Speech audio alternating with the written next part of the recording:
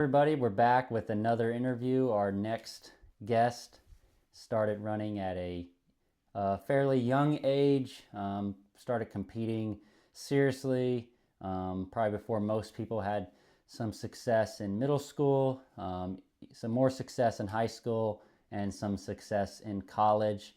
Had some nice range. He's got some good stuff to say. He's no stranger to the channel, and that is my older brother, Javan Winders. All right, first off, Javan, thanks for being willing to do this interview. Yeah, no problem. All right, so like the other interviews, we're going to start off just kind of the basic question, how you got started in the sport. So as far as running goes, in the sport seriously, I started in middle school, 6th grade. Is when our middle school team, we started a team at our school, so I joined that, and that's kind of when I'd say things got more serious. But before that, I kind of, I guess you could say, dabbled with it. Did a few like small kid fun runs and stuff, but nothing serious. But yeah, as far as actually getting into the sport seriously, I'd say middle school, 6th grade, we started a cross country team, and then went from there. All right. Yeah, and did you do any other sports prior to or at the same time there in middle school? I did karate from the time I was like 5. So I'd been doing karate. I also did soccer in middle school, and I did play football. I take okay. Played football 6th and 7th grade, and what I said earlier about having a team, we did not have a team 6th and 7th grade. We had a team my 8th grade year. So, but 6th and 7th grade, I did play football, but I also ran cross country. Did a few meets. I don't really know how many, but we did a few. Okay. Yeah, and so what made you decide to focus in for high school? You ran in high school, obviously. What made you decide I'm not going to play soccer or football? I'm going to focus on cross country and track in high school. What went behind that decision? Well, football, I quit that and going into 8th grade because they started a cross country team, and the way our school was, you could only do one or the other. You couldn't play both. So then in high school, I just never even, and from the beginning, I never planned on playing football in high school. So I just kind of stuck with cross country. But as far as soccer goes, um, I mean, going into my freshman year, I really did want to play soccer, but ultimately, I was persuaded not to. Um, and it just kind of, track goes more hand in hand with cross country. So just kind of stuck with track. And there were some other things going on, like with the track team at that point wasn't very, it wasn't as appealing as it would have been per se, later on. The program just wasn't, there wasn't much going on at that point. So that's why I kind of was like, I don't know if I really want to waste my time. But then it kind of got turned around. So it ended up working out. Yeah, definitely. So while we're still on the topic of high school, let's go ahead and what were your high school PRs? So 3,200 was 9:10.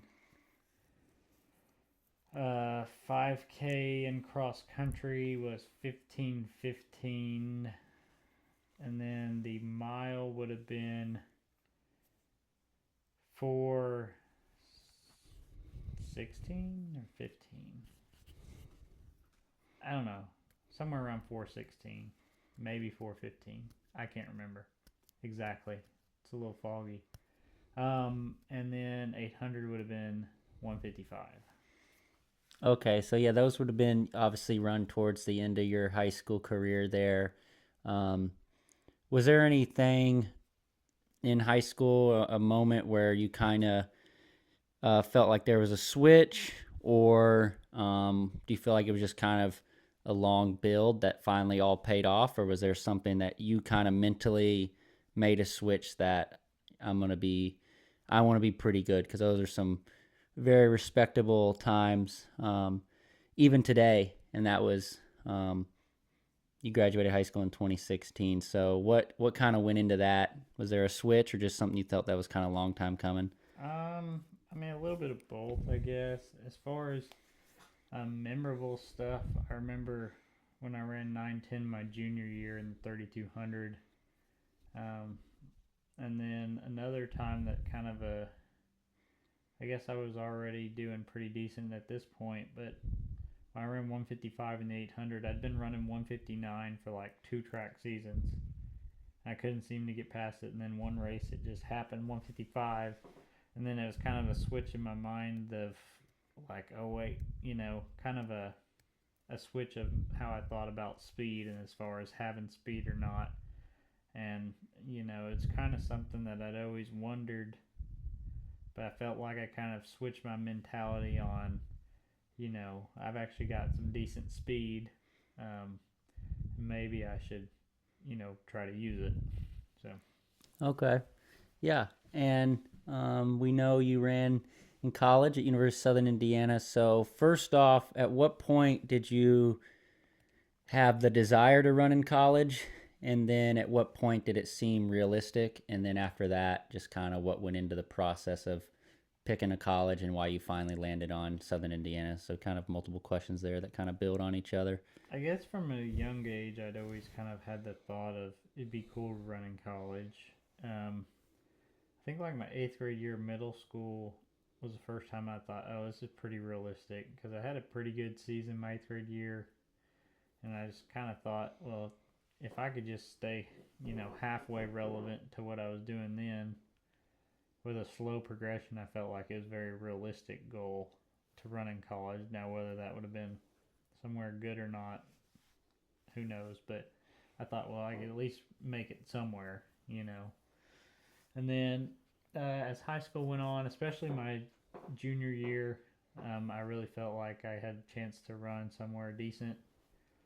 And then, what was the last part of the question? We kind of went into once you started looking at colleges, and what made you decide to go to Southern Indiana. I mean, when I first started looking, I didn't know anything. I was just kind of naive to the whole thing. So I just kind of I didn't really know what I was looking for. Then ultimately, as things started getting narrowed down, cost of tuition was a big thing, as well as just kind of the atmosphere and the coach. I feel like the coach was important to me. Having a coach that I felt like you meshed with well. So. Yeah, very important factors that I think a lot of people can relate to who've ran in college or considered it. So yeah, now graduate high school in 2016. You go to University of Southern Indiana in Evansville, Indiana, fall of 2016. So let's we're not going to talk about maybe every season, but how do you think that transition initially from high school to college went for you? Initially not great. Coming off of, I kind of had a rough senior year in cross country. In track, I had a better season than cross country for sure. I mean, cross country wasn't terrible. It just was. It started off good and then kind of got worse and finished off really bad at state, and then even worse at Foot Locker. And so track was kind of meh, wasn't anything special. And then right at the end, it started picking up. And I felt like I finished off with a pretty good last couple meets and a decent state meet, considering. But then over the summer, long story short, I was stupid and I overdid it and got hurt during the summer. And so that kind of put a setback on, I felt like, my training in the summer. And then I was also stupid enough to do a race that I I had to miss like a week or two of training, and then like had a couple weeks of training, and then jumped in a race, um, in this a road race. So that was kind of dumb. So I felt like I just set myself up for failure my first season because I just kind of overdid it in the summer, got hurt, and then just wasn't smart. And so my first season in cross country was really rough, and I did not like the longer distances. I just didn't do as well. But in indoor, I bounced back really well. I was fortunate enough to be on a DMR team that got an All-American. We were fourth at Division II Nationals, because of two guys that were on the 1200 and the mile. They dropped some nasty times, and I just was lucky enough to be there. I didn't really do anything. I just got the baton to the anchor, so he could do his thing. So I was lucky enough to be there for that. And I had a decent indoor season. Outdoor season was pretty decent too. I PR'd in the 5K, obviously PR'd in the 1500 because I'd never run it. Did a steeple, and that wasn't half bad, and so that went okay. And then my sophomore year cross country was a little better. Sophomore year track, I kind of had a little. It was indoor wasn't the best. Outdoor, I kind of hurt myself in steeple, I think. And then it's kind of blurry in the middle there. But long story short,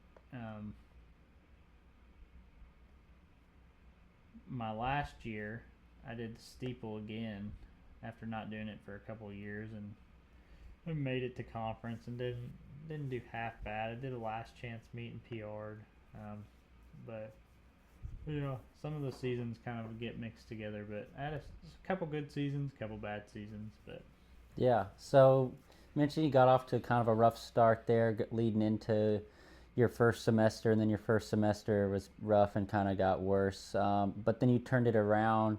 What do you think went into that, mentally and or physically, to do that kind of somewhat of a quick turnaround to go from pretty bad to starting to have some success again? What went into that?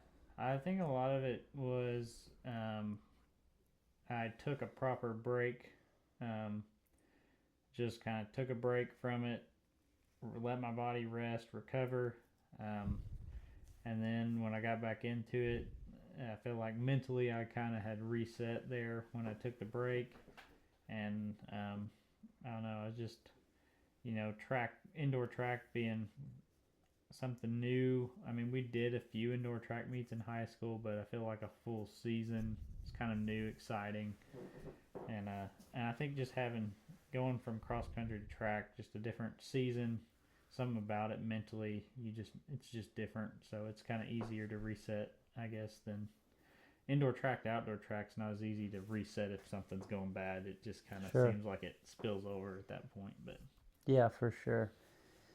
Yeah, so something I wanted to touch on in this video, as me being someone who's been on teams with you, we were teammates for 1 year in middle school, teammates for 2 years in high school, teammates for, I guess you could say, 2.5 years in college, and something that I observed.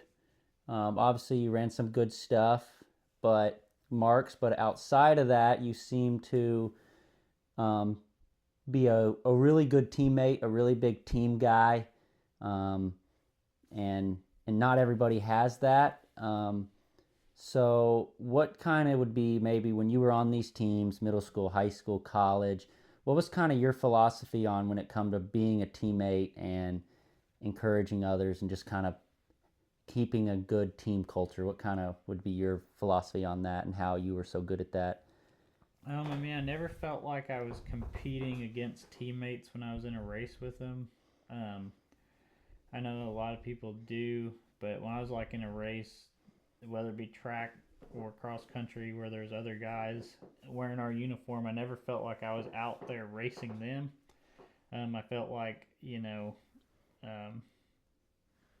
we could work together and stuff, and I always felt like I benefited from that. And so my attitude was never, like, I never was in a race like, oh, I've got to beat so-and-so because they're on my team. I more felt like, oh, good, we're both in here, we can work together and both do good.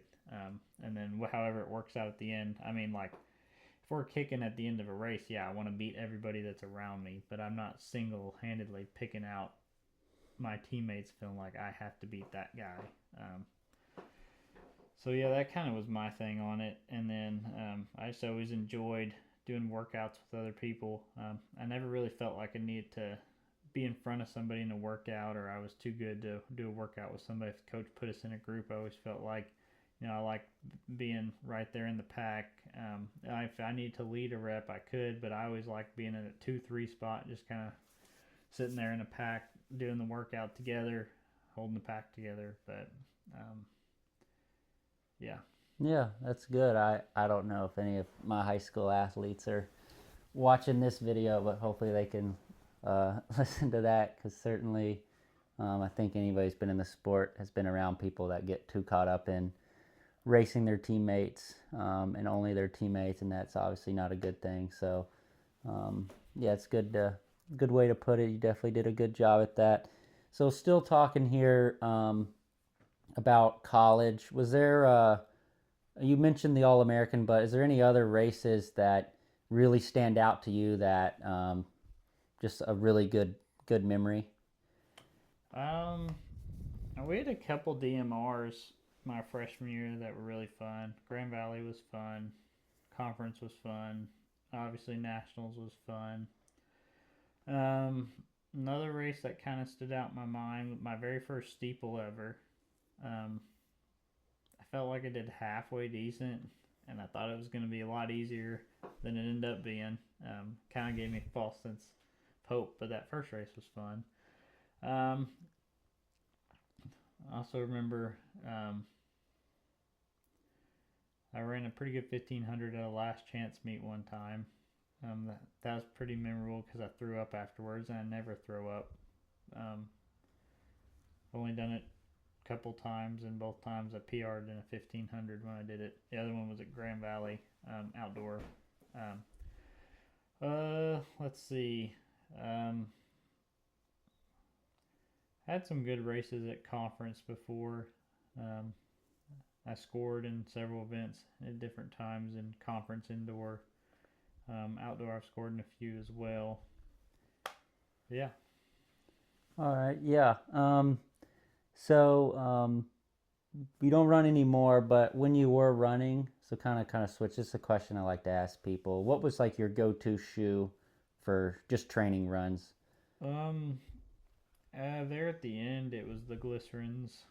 I don't even know what number, probably 11 or 12 or something. Yeah, 13. I remember you had back in the day. Quite a few of the glycerins for many years there. I had some problems with my feet from time to time, and they seemed like the glycerins were the best as far as,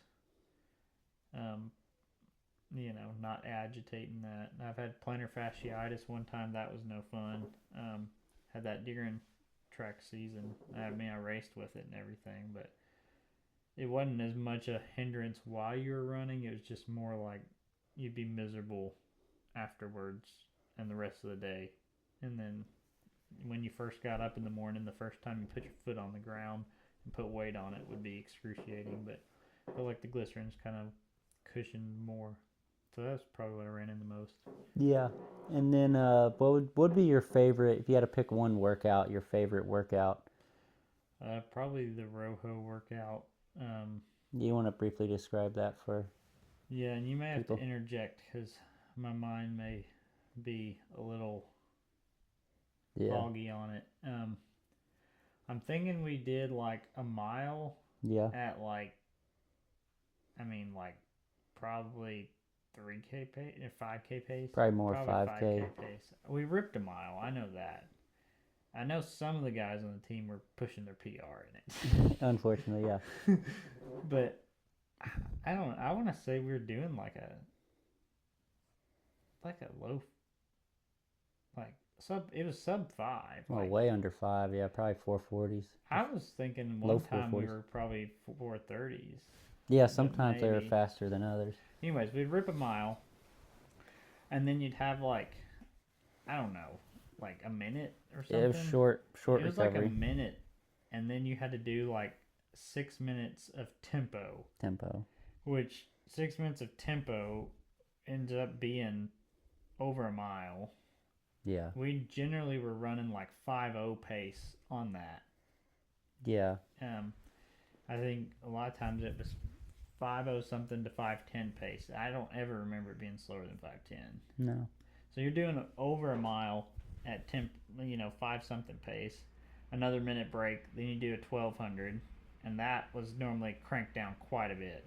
I want to say like sub 310 normally. If we could, yeah. Was I feel like that was the goal. It was like 309, 308, Yeah. 310 ish. It was normally really quick. And then you took a minute break, did another 6 minute tempo, took a minute break, and then you did like supposed to be a real fast 800. And I know a lot of times we were like 208, 209, right? Yeah. And sometimes I think we got a few times we do it like once a season. Sometimes it'd be more like a 206, but Yeah. Track just season depend.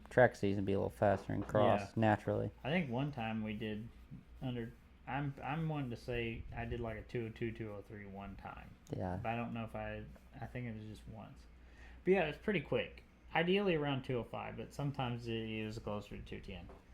Then 30 or 1 minute break, and then you did another 6 minute tempo, and then here's where I think we've done a couple variations of this. Yeah. I think one time we've done a 600, one time we did a 400, one time we might have done a K. No, not a K. I think it was I think in cross we did 600 and a track we did a 400. I think cross was 600, track was, but That was the 400 normally would actually be like he'd give us a time so we wouldn't overdo it, but it was normally like 59, 60 seconds, sometimes maybe 58. I remember one time we did like 56, 57, but we weren't supposed to. But it is normally sub minute, right around 60, maybe a second or two faster. But normally he tried to throttle us, keep us about 59, so we wouldn't overdo it, because some people would get excited. But yeah, that was probably my favorite. Yeah, it's a good one. And for people watching, sometimes this workout is called the Michigan Rojo, and there's several variations of that. Yeah, so I mean, a question we like to ask: cross country or track? And I'm assuming you're track, given kind of what you've already said. Track. But you still like cross maybe more than some people realize. Then we mentioned like the Rojo workout. What was there a certain mileage a week that you felt like was your best? You felt like it was the right amount. You felt like you weren't undertraining, but you didn't feel like you were redlining on the mileage there. What kind of mileage did you like to hit? Like 75 to 85 normally. I've done 100 before. I just was not recovering well. But I feel like probably 80 to 85 was really where I spent most of the time. Yeah, a lot more maybe than some other mid D guys. I know you said you're not afraid to train and run. Kind of like that strength and endurance aspect of that. Yeah, so let's see here. Ultimately, why did you decide to, after college, to stop training? Well, I'm busy, and so it's just another thing, working all the time. It's just another thing to have on your plate. But then another thing would be just by yourself. I didn't find it near as fun as having a team. So like during COVID, I skipped a semester of college and just worked, and I had to train by myself during that few months, and that was miserable. And I thought, man, I don't know if I could do this after college. Then once I got back, with the team back in January for track season, it was fine. But just doing the whole by myself thing wasn't fun, at least at the level that I needed to do it. It was just hard to do everything like I wanted it. And then so after college, I ran through the summer when y'all were still around, and then afterwards when there's nobody around, it just didn't have a really desire to do it, because I don't know. I just like the team aspect of it. Going and doing a 5K fun run and winning it in 16 minutes when the next place is like 20 minutes doesn't do anything for me. It's just not fun. Yeah. Yeah. Um, Definitely understandable. It's not easy by yourself. Um, so yeah, I think just a few more questions here, and we'll wrap it up. Was there so I mean, we didn't really get into this, but I mean, obviously our mom and dad have been a big part of our running. Um, but is there anybody else outside of maybe mom or dad or us siblings that's kind of been a big part of your running, that you felt like were kind of played important roles or kind of inspired you? Well, early on, like middle school time, I feel like Mike Bell definitely, the principal at Lakewood, had a big part to do with just getting a team started, which I feel like started the ball rolling and moved my life in that direction where I kind of went away from the other sports and focused on running. Um, and he was, um, I always enjoyed talking to him about running and stuff. I remember he was always hyping us up and stuff. And the first time I broke 5 minute mile, I remember him beforehand talking to me about it and stuff. So early on, he probably would be one. And then um, in high school, outside of our family, I know David Hudson was always a good guy to encourage us and invite us to stuff, give us some opportunities to get some stuff training wise that we wouldn't have otherwise been able to go do, and that was always pretty cool. And then I guess college, just my Coach Hilliard, was pretty important. I guess a coach would be pretty important, but yeah. And then Yeah, was there any teammates at Southern Indiana that kind of stick out that um, just how they went about themselves and acted and encouraged you more than anyone else? Just anyone stand out?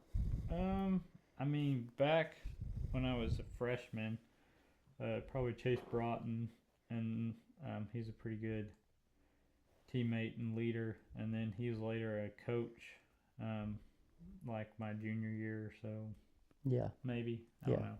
Yeah. But then, I mean, I've always enjoyed being teammates with my freshman roommates, Nathan Hall and Austin Nolan. I always felt like, as far as running goes, those two guys were always good teammates. We had, you know, pretty good freshman class that year, and those two stuck out the most probably. Yeah. Yeah, because And I had a lot of good teammates. right. But Not that you only had a few, but just wondering if anybody kind of yeah. stands out.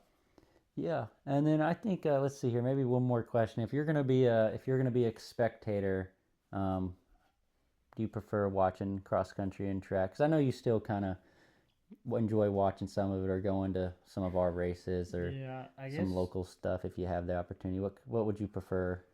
depends on the event. Like if it's a 10K, I'd just rather it be cross country because a 10K on the track's just boring to watch. I don't care who you are. It's just boring. And but if it was like watch cross country or watch a mile on the track, I'm gonna watch the mile. I do like the track because you can see everything that happens at all times if you're in a good spot. But yeah, like a 5K, a little boring on the track, but like a 3K down, I'd say I'd rather watch that on track. Yeah.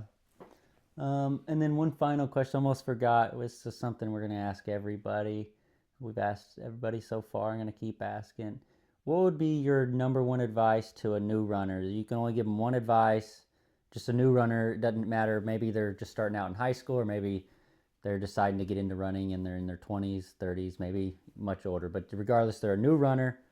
They don't know anything about the sport, but they want to run and get much better, what would be your number one advice to that person?